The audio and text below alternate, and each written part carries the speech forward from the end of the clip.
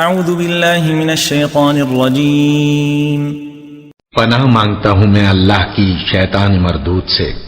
اليوم احل لكم الطیبات وطعام الذین اوتوا الكتاب حل لكم وطعامكم حل لهم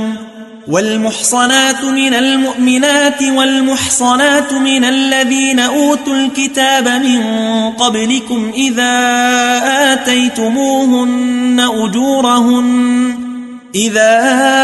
آتيتموهن أجورهن محصنين غير مسافحين ولا متخذي أخدان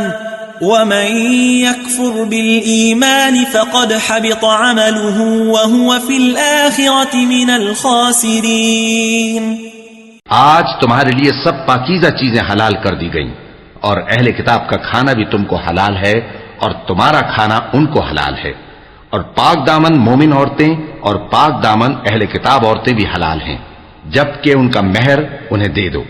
اور نکاح سے عفت قائم رکھنی مقصود ہو، نہ کہ کھلی بدکاری کرنی اور نہ چھپی دوستی کرنی۔